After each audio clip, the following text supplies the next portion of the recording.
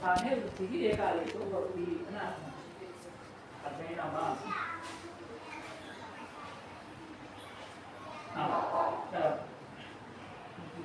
ఆధారణాంతర ఉపపత్తి కంటే రుకారాది ధాతువులను కేంద్రాలు వస్తుతः ఆకారం కంటే రుకారం పరంగా ఉంది కాబట్టి ఆజ్ఞ సూత్రం చేత గుణం ద్వారా వస్తుంది. ఆ గుణాన్ని బాధిస్తూ ఇక్కడ వృద్ధి చెప్తున్నాను. మహాఋషి అన్న మహాఋషి గారు ఆ మహాలో అది ఉపసర్గత్వం ఉండేది కాబట్టి అది కాకుండా అది ఉపసర్గత్వం ప్రహర్షణం ఇక్కడే రుకారాంత ధాతువు ఏదైనా ఇదే తీసుకోవాలి. ప్ర అనే ఉపసర్గ రుచ్చ ధాతువు ప్రారుచ్చ అన్నప్పుడు అవర్ణం కంటే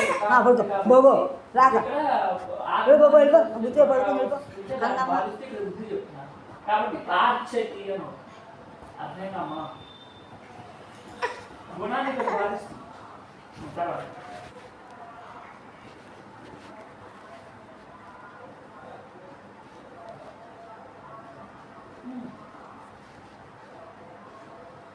అర్థమైందా? చూస్తున్నాం.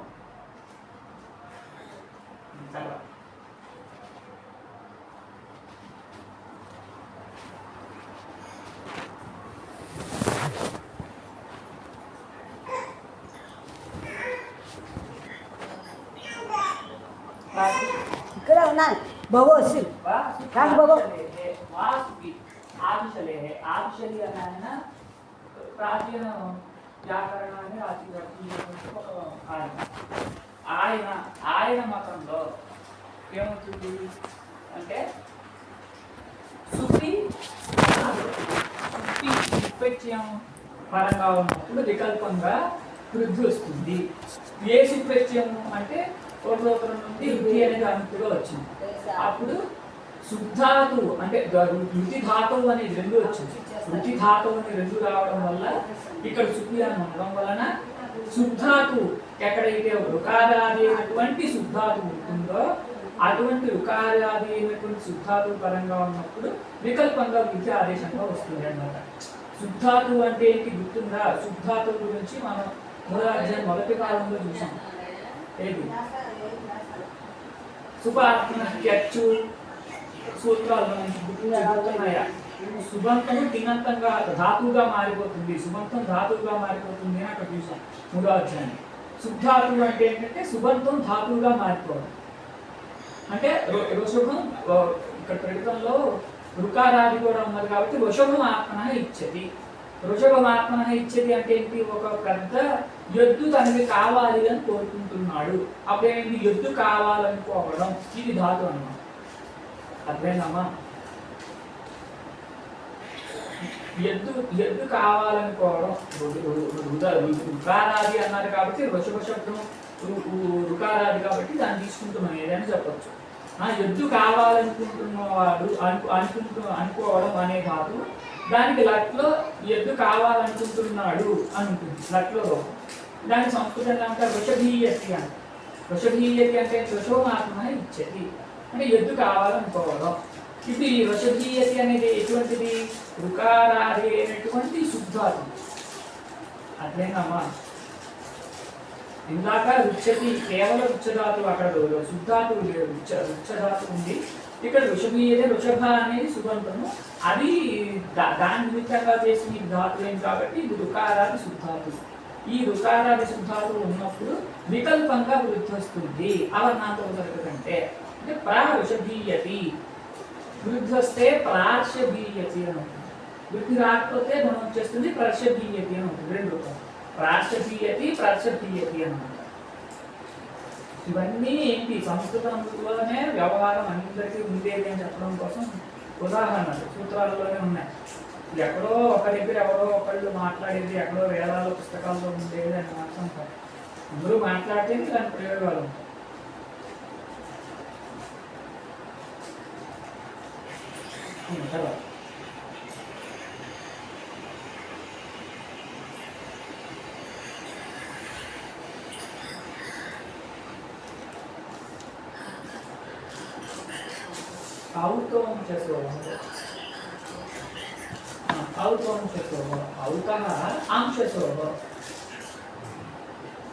వృద్ధి అనేది అనుక్తిగా వస్తుంది. ఇక్కడ ఇక్కడ ఏంటంటే వృద్ధి అనేది అనుక్తిగా వస్తుంది అని కాకుండా ఇక్కడ అక్కడ పూర్వసూత్రంలో వృద్ధి అని వెళ్ళిపోయింది. ఇక్కడ ఔతః అనేది ఏం చెప్తున్నారు, ఆ ఓతః అన్నమాట. ఆ ఓతః అంశశోహో అని ఇక్కడ పదచ్చారు. ఆ ఓతః అంటే ఓతః ఆ భవతి. ఓతః అంటే దీర్ఘ ఓకారస్య స్థానే. ఓత్ ఓకారం తర్వాత తకారం ఉంది కాబట్టి తపరస్ తత్కాలస్య అనే సూత్రం చేత గో అనే దాని చేత దీర్ఘ ఓకారాలను మాత్రమే తీసుకోవాలి అని తెలుస్తుంది. అప్పుడు ఓతః అంటే ఓకారస్య స్థానే, షష్ఠీ స్థానే ఒక సూత్రం. అప్పుడు ఓకారస్య స్థానే కిం భవతి, ఆ ఆకారో భవతి. ఎప్పుడు అంశతోహో, అమ్ము కానీ షష్ఠి కానీ ప్రత్యయాలు పరంగా ఉన్నప్పుడు. అర్థమైందమ్మా? ఇది కూడా ఏకాదేశ అంటే అమ్ములో అకారానికి ఓకారానికి రెండింటికి కూడా వస్తాయన్నమాట. ఇది గాము రూపంలో ఇది ఉంటుంది. గామ్ గావో గామ దగ్గర గో శబ్దానికి ద్వితీయ ఏకవచనంలో గో ప్రాతిపదిక, దానికంటే ద్వితీయ ఏకవచనం అంపత్యం గో అమ్మ ఉంది. ఇప్పుడు ఏమైంది, గో అనే దగ్గర ఓకారాంత ప్రాతిపదిక ఉంది, అలాగే అమ్మ ప్రత్యయం ఉంది. ఇప్పుడు గో అనే దగ్గర ఓకారానికి అమ్మ ప్రత్యయంలో ఆకారానికి రెండింటి స్థానంలో ఒక్క ఆదేశం ఆకారం వచ్చి గు ఆ ము గాము అని అవుతున్నాం. అర్థమైందమ్మా? గామ్ అని. అలాగే షస్సులో ఏమవుతుంది, గో షస్సు అన్నంలోపు లషక్ పద్ధతి లోపలు గో అస్సు అని అవుతుంది. ఇప్పుడు గో అనేది ఓకారానికి అస్సు ఆకారానికి రెండింటి స్థానంలో ఆకారం వచ్చింది గాస్, ఇంకా ప్రక్రియ కార్యాలు జరిగి గాహ అని అవుతుంది విద్యా బహువచనం.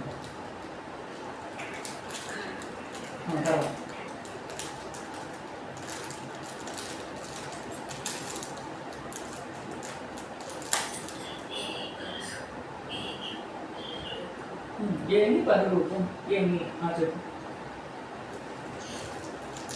ఏమంటే ఏంటి?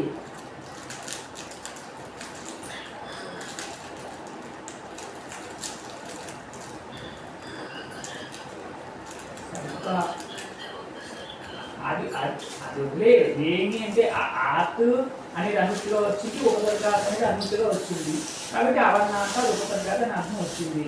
అవర్ణాంకమైనటు ఉపసర్గ కంటే ఏమి అంటే ఏంటి, ఏమంటే ఏంటి గుర్తుందా?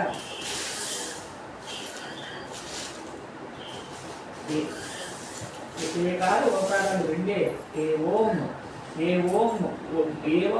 నకారంతో ఏకారాన్ని ప్రత్యాహారం జరిగితే ఏ ఓ వర్ణాలు వేయించబడతాయి. అప్పుడు ఏమైంది, అవర్ణాంక ఉపసర్గల కంటే ఏకాల ఓకారాలు పరంగా ఉన్నప్పుడు పరరూపం వస్తుంది. పరరూపం వస్తుందంటే ఏంటి, పరంగా ఉండేటటువంటి వర్ణం వినిపిస్తుంది, పూర్వంగా ఉండేటటువంటి వర్ణం కనిపించకుండా అదృశ్యం అవుతుంది అన్నమాట. అర్థమైందమ్మా? ఉదాహరణ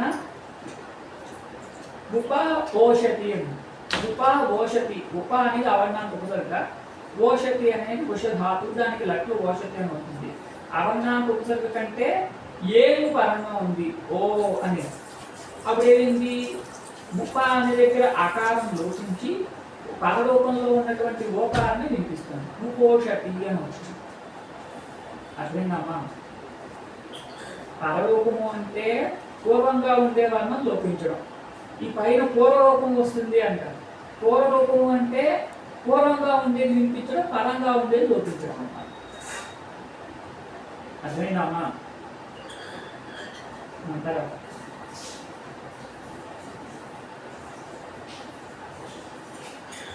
ఇక్కడ వార్తకం ముగిసింది, వార్త కాదు.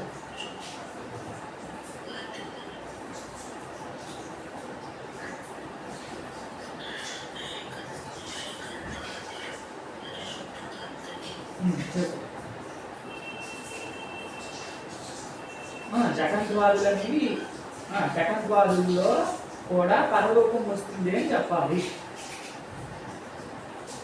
అక్కడ ఇంకొక వార్త నచ్చితే ఆ శకంద్వాదులు పరరూపం వస్తుంది అంటే మొత్తం శక అనేది మొత్తం పోతుందా, పరరూపం అనేటువంటి అంధుని మిగులుతుందా, శక అనేది మొత్తం పోతుందా అంటే శక అనేది మొత్తం పోదు, శకాలో విభాగం ఏదైతే ఉంటుందో అదే పోతుంది అన్న. నచ్చటే అని వార్త ఉందా లేదా? తచ్చటే ఆ పరలోకం దేనికి పరలోకం వస్తుందంటే తిభాగానికి పరలోకం వస్తుంది. అంటే తిభాగము పరంగా ఉండే వర్ణము, ఈ రెండింటి స్థానంలో పరంగా ఉండే వర్ణమే వస్తుంది. శక అంధు అనే ఉదాహరణ. అంధు అంటే ఏంటంటే ఒక నుయ్యి బావి అని అర్థం. శక అంధు అంటే శక అనేటటువంటి నగరంలో ఉండేటటువంటి బావి అనే అర్థంలో శక అనే దానికంటే అంధు అనే పరంగా ఉంది. ఇప్పుడు ఇక్కడ అకారం కంటే అకారం పరంగా ఉంది కాబట్టి దీర్ఘం రావాల్సి వస్తుంది. దాన్ని బాగా తీసుకుని ఇక్కడ పరలోకం చెప్తున్నారు. శకం ద్వాజు పరలోకం వాచ్యం, పరలోకం వస్తుంది. ఇప్పుడు పరం అంటే ఏంటి? ఇక్కడ అంధు అనే సంపూర్ణం. ఇప్పుడు దానిలో ఉండేటటువంటి రూపం వస్తుంది అంటే ముందు శక అనేది మొత్తం పోతుందా అంటే పోదు. శకాలో ఉండేటటువంటి విభాగము ఏది? శకాలో ఉండే కకారం తర్వాత ఉండే అకారము. ఈ అకార స్థానంలో మాత్రం పరలోకం వస్తుంది.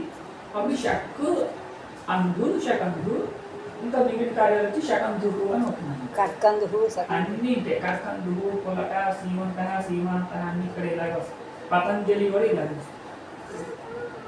అర్థమైందమ్మా?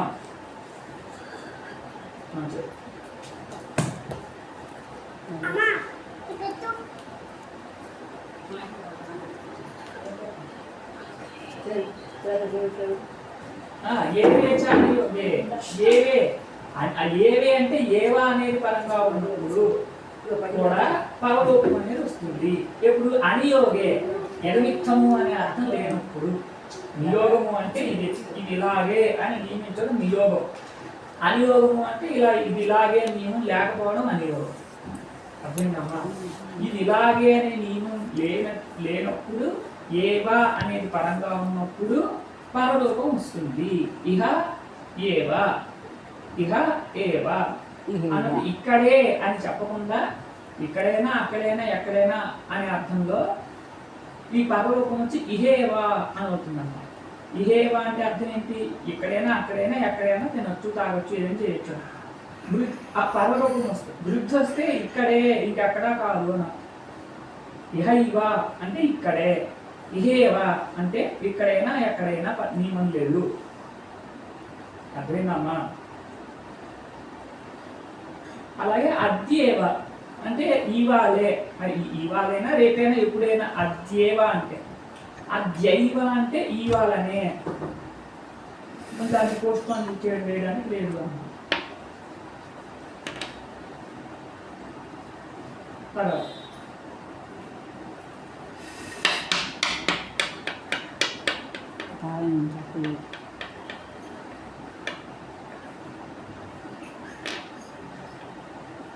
చెప్పు. సమాసే వా సమాసే సమాసం అనే పేరు ఉన్నప్పుడు ఏమవుతుంది? పరలోకం వికల్పంగా వస్తుంది. వేటికి అంటే ఓర్తువష్టయోహో. ఓర్తు అని కానీ గోష్ఠ అనేది కానీ పరంగా ఉన్నప్పుడు వికల్పంగా పరలోకం వస్తుంది. ఉదాహరణ ఏంటి? స్థూలోతుకు. ఓతు అంటే పిల్లి అని అర్థం. స్థూలోతుకు అంటే బాగా గండు పిల్లి అంటాం కదా, ఆ గండు పిల్లి అన్నమాట. మగపిల్లి కొంచెం బలంగా ఉండేటటువంటి మగపిల్లి అంటారా? మగపిల్లి అంటారు. మగపిల్లి అంటారు, గండు పిల్లి. స్థూలోతు అంటే ఎవరైనా కావచ్చు. ఏమో మగపిల్లి గండు అంటారు, గండు పిల్లి అంటారు. అదే స్థూల ఓతుడు అనేటప్పుడు అకారం కంటే ఓకారం పరంగా ఉంది కాబట్టి వృద్ధి రావాల్సి వస్తుంది. దాన్ని భావిస్తే ఇక్కడ పర్వతం చెప్పారు. స్థూలోతుడు అని అవుతుంది. అలాగే బింబ ఓష్ట అన్నప్పుడు ఇక్కడ కూడా పర్వతం వస్తే బింబోష్ట అని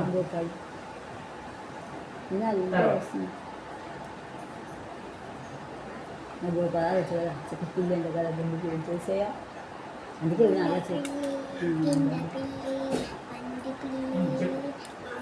ఏమన్నారు? పరంగా ఉన్నప్పుడు వేదంలో పరలోకం వస్తుంది.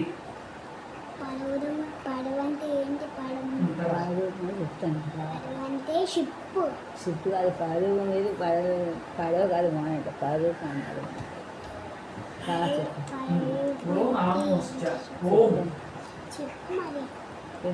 ఓం అంటే ఓం అంటే ఓంకారం ఓం అంటాను. ఈ ఓం అనేదానికి చాలా పెద్ద అప్పుడప్పుడు చాలా ఉన్నది. అది మనం తెలుసుకొని పట్టలేదు. ఈ ఓం అనేది పరంగా ఉన్నప్పుడు అలాగే ఆంగ్ అనేది పరంగా ఉన్నప్పుడు కూడా పరలోకం వస్తుంది. అప్పుడు ఉన్నాయా? అప్పుడు అదేనమ్మా అవర్ణాంతమైన దానికంటే ఓం అని కానీ అప్పుడు అంటాను. అప్పుడు ఆంగ్ అని కానీ పరంగా ఉన్నప్పుడు పరలోకం వస్తుంది. శివాయ ఓం నమః, శివాయ ఓం నమః అనేటప్పుడు శివాయ అని కూడా ఆకారం ఉంది. ఓం నమఃలో ఓకారం ఉంది. ఇక్కడ వృద్ధి వస్తుంటే బాధించి పరలోకం వస్తుంది. శివాయ ఓం నమః అని వస్తుంది. శివయో నమః 2 రూపాయలు ఉంటాయి కదా. శివయో నమః శివ 2 రూపాయలు ఉంటాయి. శివాయ ఓం నమః ఇక్కడ వికల్పం ఏం చెప్పలేదు. 2 రూపాయలు ఉందా నేను? శివాయ ఓం నమః వ్యస్తంగా చెప్తే, సమస్తంగా చెప్తే అదే ససంధి చెప్తే శివాయ ఓం నమః, అసంధి విసంధిగా చెప్తే శివాయ ఓం నమః. ఇక్కడ వృత్తి వికల్పంగా చెప్పలే. ఇగో వృద్ధి రేచి అనేది ఇక్కడ రాదు, దాన్ని బాధించి వస్తుంది. తర్వాత తెలుగు దాకా తెలుగు మంచిగా చెప్తుంది. పేరు పెట్టావా? అపదాంత ఉసి ఉస్ అనేది పరంగా ఉన్నప్పుడు ఉస్ అనేది ఏంటంటే జేర్ జుస్ అని జీ అనే దాని స్థిలో జీ అనే దాని స్థానంలో ఈ జుస్ అనే ఆదేశం పెడతారు. ఆ ఉస్సులో జకారానికి లోపం వచ్చేస్తే ఉస్ అని పెడతారు. ఆ ఉస్ అనేది పరంగా ఉన్నప్పుడు పరలోకం వస్తుంది. అదేనమ్మా ముందు పదాంతంగా ఉండదు. పదాంతం కానటువంటి ఏదైతే భాగం ఉంటుందో దానికి పరలోకం వస్తుంది. ఉస్ అనేది పరంగా ఉండదు. అయితే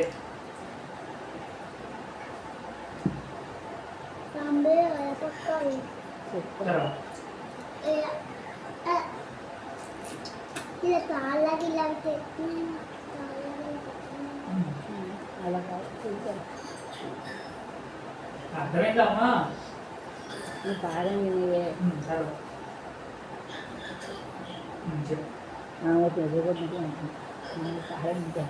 మీదనే పళ్ళు ఉంటాను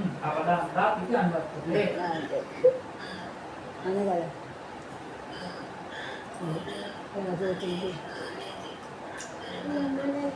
గుణసౌమ్యమైన వర్ణాలు పరంగా ఉన్నప్పుడు గుణే అదే చదువుకోవాలి. మామూలుగా చదవాలి.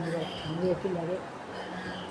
అందువల్ల మామూలుగా అపదాంత ఆకారం కంటే గుణసౌమ్య వర్ణాలు పరంగా ఉన్నప్పుడు పరలోకం వస్తుంది. దేనికి స్థానం ఏకాదశి పూర్వపరిలోక స్థానే పరలోకం వస్తుంది. అపదాంత చూస్తుంటే అపదాంత వృత్తి వస్తుంది. అపహాని ఉంది. అపదాంతాలు అనే దానికి అపహాని విశేషము. అప్పుడు అపదాంత రకార అని వచ్చింది.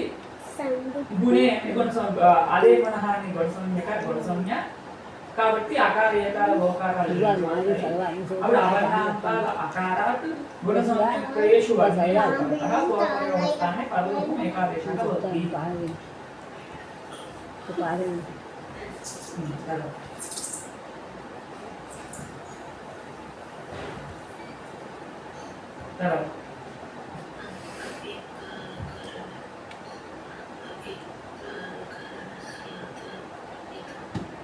అవ్యక్తాంతరణస్య అతః ఇతో ఇతో అంటే ఇత్ అనేది పరంగా ఉన్నప్పుడు ఇత్ అనేది ఇతి అనే శబ్దం ఉన్నప్పుడు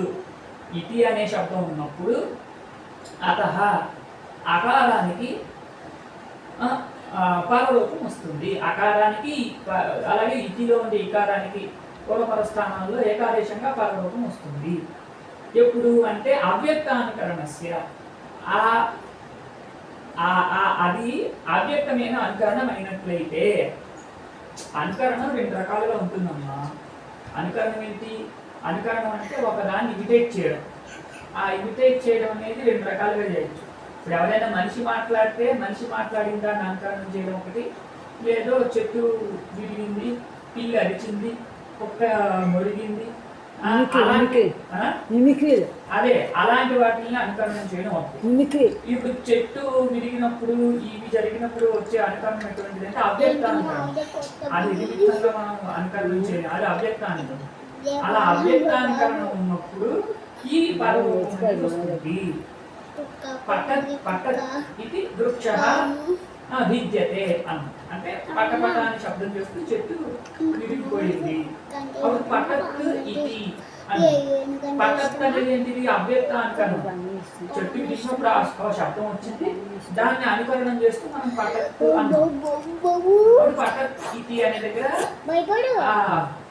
పటత్లో ఉండే టకారం, పటత్ అనేది అవ్యక్త అనుకరణము, దానిలో అకారము రెండో టకారం తర్వాత ఉన్నటువంటి అకారము, దానికి ఇతిలో పరలోకం ఉంది, దానికి కూడా పరలోకం వస్తే పటేతి అని అవుతుంది. పటం అంటే ఫోటో అయినా, పటత్ పటం అంటే ఫోటో అయినా పటం అంటే అదేంటి? పటం చెట్టు విరిగినప్పుడు వచ్చే శబ్దము అని చెప్తే మళ్ళీ ఫోటో అంటారు.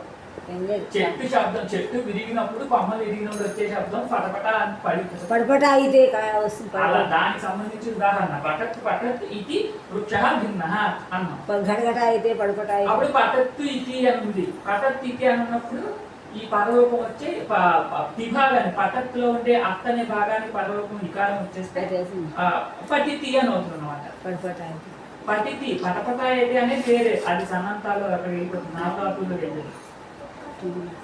పటపటం కలుగుతి, పటపటం ఆచరిస్తే అయ్యి పటపట అయితే అని ఏమన్నా కలవచ్చు. గడగడ అయితే అర్థమైందమ్మా?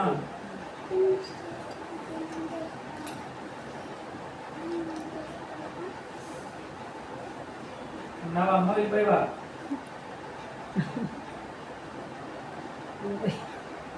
మ్యూట్ అయింది అమ్మ, వినిపిస్తుందా?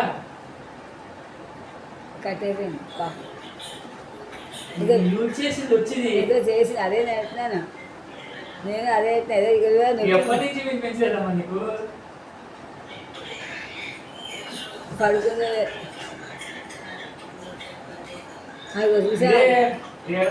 శిశింద్రి ఉంది, ఆ శిశింద్రి సైలెంట్ వచ్చి మ్యూట్ చేసి అక్క కూతురు అందుకు అప్పుడు నొక్కినప్పుడు నొక్కేసి బాగా మంచిగా అయిపోయింది. నాకు ఒక ఎందుకు కూర్చుని నాకు అర్థం కాదు, జనం చేస్తే ఒకటి కూర్చుంది కావాలి.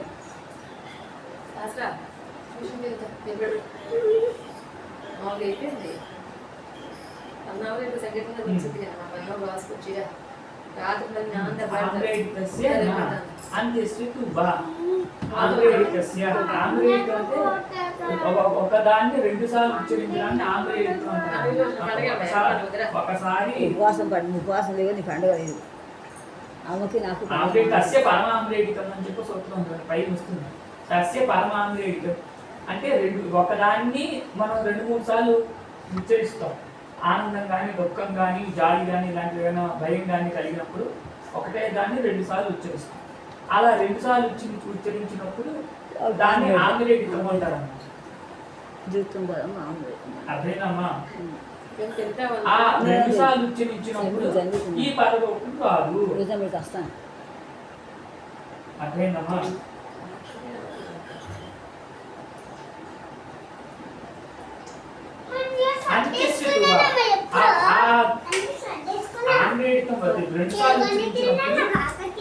చివరిది ఏదైతే ఉన్నదో ఆ చివరి దానికి వికల్పంగా వస్తుంది. ఆంధ్రేయుడానికి రాదు, దాంట్లో చివరి దానికి వికల్పంగా వస్తుంది. నాంద్రేడికస్య అంత్యస్య తువా, ఆంద్రేడికస్య పరలోకం భవతి, అంత్యస్య వికల్పేన భవతి.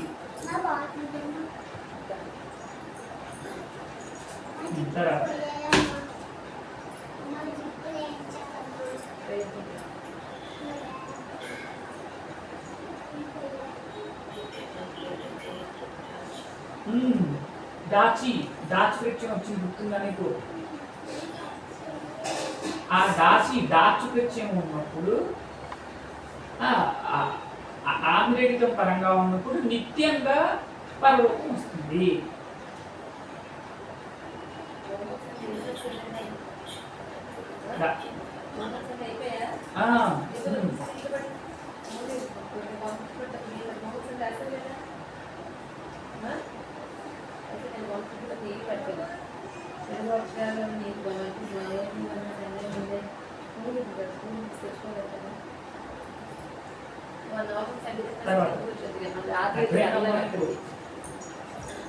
తర్వాత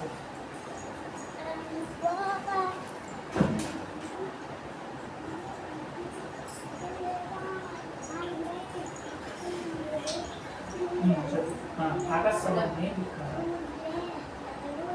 అకహ అక్కలు అంటే ఏంటి ఏంటి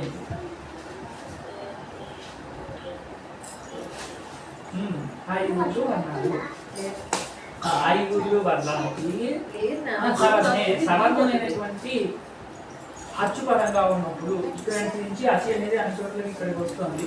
అప్పుడు అక్కు ప్రత్యాహారంలో ఉండే వర్ణాల కంటే అచ్చు ప్రత్యాహారంలో ఉండే వర్ణాల పరంగా ఉన్నప్పుడు దీర్ఘం వస్తుంది. సవర్ణం లేనటువంటి పడిపోతున్నాయి బ్యాగ్ చిప్పులు లేవు. ఇక పేరు దాన్ని కింద మెట్టనే పడిపోతాయి అన్ని.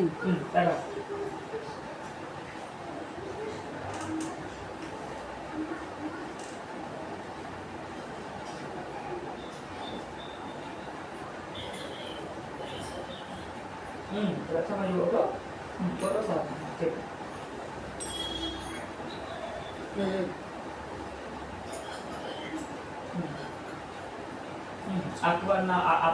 ప్రథమ యోగం అంటే ప్రథమ యోగం అంటే ఏంటి? ప్రాథమిక అభ్యంతర పరిమాణం వచ్చినప్పుడే ప్రథమ అని చెప్పారు. కర్మని ద్వితీయ అని చెప్పారు. ప్రథమ యోగం అంటే ఏంటంటే ఆ ప్రథమ ద్వితీయులు అని అర్థం. ప్రాథమికార్థ లింగ పరిమాణ వచనాల్లో వచ్చేటటువంటి విభక్తి, కర్మని ద్వితీయ సూత్రంతో చెప్పినటువంటి ద్వితీయ విభక్తి, అవి వాటికి సంబంధించినటువంటి హక్కులు ఉన్నప్పుడు ఈ అకహ అనేది ప్రథమ యోగం అనే దానికి సంబంధిస్తుంది. అప్పుడు ప్రథమ యోగం అకహ అనేది ప్రథమ అనేది అని చెప్పి ప్రాథమిక పరిమాణం వచ్చినప్పుడే ప్రథమ అంటే సువోజస్ అనే ప్రత్యయాలు, అమోక్షస్ ప్రత్యయాలకి ద్వితీయ అనే పేరు. అప్పుడు ప్రథమ యోగం అంటే సువోజస్ ప్రత్యయాలు కానీ అమోక్షస్ ప్రత్యయాలు కానీ పరంగా ఉన్నప్పుడు, ఈ ప్రత్యయాలు పరంగా ఉన్నప్పుడు దానికంటే ముందున్నటువంటి హక్కులకి ఈ ప్రత్యయాలకి కూడా పరలోకం ఏకాదేశంగా వస్తుంది అన్నమాట. అర్థమైందమ్మా? ఉదాహరణ రామ ప్రాథమిక ప్రథమ బహువచనం లక్ష్యం జస్ ప్రత్యయం రామ రామ రామ రామ జస్ అని దీనికి స్వరూపాణ ఏకశేష ఏకోభూత్వ సూత్రం చేత ఏకశేష రామ జస్ రామ అస్ అనే గనిమందులోకి వచ్చి ఇప్పుడు ఇక్కడ రామ అస్ అనే అవస్థలో ఏమైంది? ఇక్కడ సవర్ణ దీర్ఘాన్ని సవర్ణ దీర్ఘం కావచ్చు. ఆ సవర్ణ దీర్ఘాన్ని భావిస్తూ ఈ సూత్రం ఇది ప్రథమ యోగ పౌరసవర్ణ అనే సూత్రం. ప్రథమ అంటే జస్ ప్రత్యయానికి ప్రథమ అనే పేరు ఉంది కాబట్టి ఇది పరంగా ఉన్నప్పుడు అక్కుకి రామ అనే దగ్గర చివరి అకారానికి అస్ప్రత్యయంలో ఉండే అకారానికి ఈ రెండింటికి దీర్ఘం ఏకాదేశంగా వస్తుంది. అప్పుడు రామాహ అని అవుతుందమ్మా. అదేనమ్మా రామ అవలే రాము అవలే రామాహ మాత్రం ఇప్పుడు వెళ్ళింది. రాము కూడా ఇవాళ అయిపోతుందో లేదో తెలియదు. రాము దగ్గరలోనే ఉంది. తర్వాత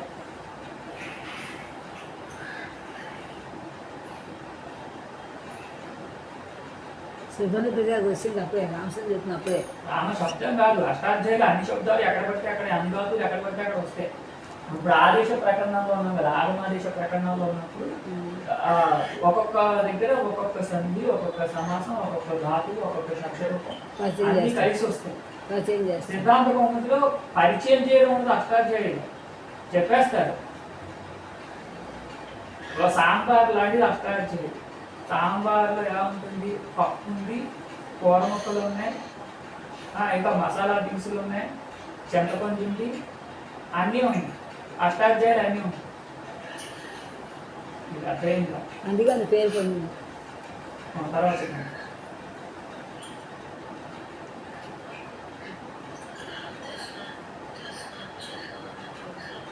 తస్మాత్ చేసో నఃపుంసి నఃపుంసి నఃపుంసి పుంసి పుల్లింగంలో ఏమవుతుంది?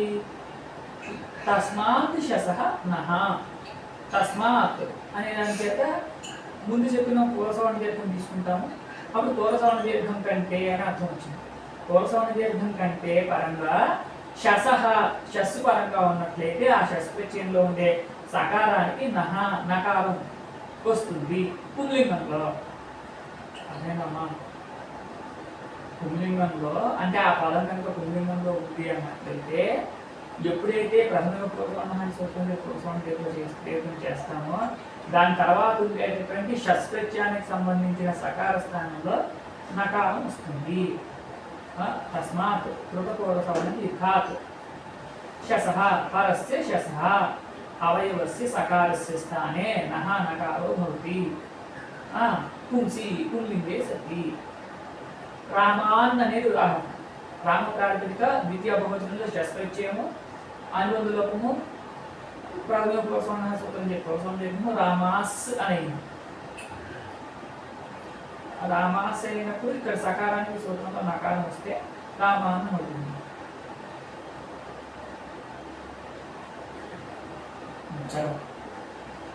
మనకి నిద్ర వస్తుందమ్మా? మాట అలగా ఉంది బద్ధకంగా. ఉపవాసం సోమవారం ఉపవాసం అవుతుంటా అమ్మాయి ఫాస్టింగ్.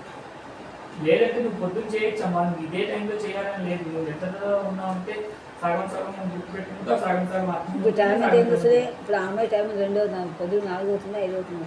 4, 5 అవుతుంది, 6:30 అవుతుంది. అయితే 5 గంటలు వేసింది పొద్దునే పాట.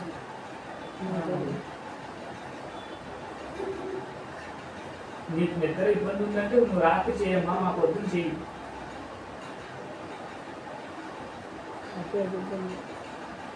మీకు ఇలాంటి నిద్రలో చదివితే వెంటనే అర్థం కావు, అర్థమైందండి గుర్తు పెట్టుకోలేదు, గ్రహించలేదు. అందులో మనం చూసే ఉంటాం కూడా. ఇప్పుడు ఎన్ని మీ పరిచయం ఉన్నది కాదు, అన్నీ కొత్తవి.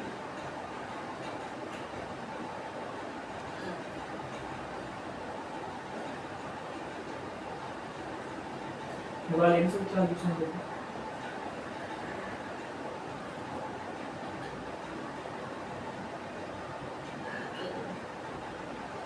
అదే మనం విచారం చేసుకుంటే టైం సరిపోతుంది. లేకపోతే ఈ సూత్రాలన్నీ అయితే నీకు అన్ని ప్రకృతి ప్రత్యయాలన్నీ తెలుస్తాయి కాబట్టి కొంచెం చెప్తే నీకు అర్థమవుతుంది అని చెప్తున్నా. లేకపోతే అప్పుడే వచ్చినట్టున్నారు. అదే కొంచెం రావాలని సార్ చెప్పాము. ఇక్కడ కాపుదా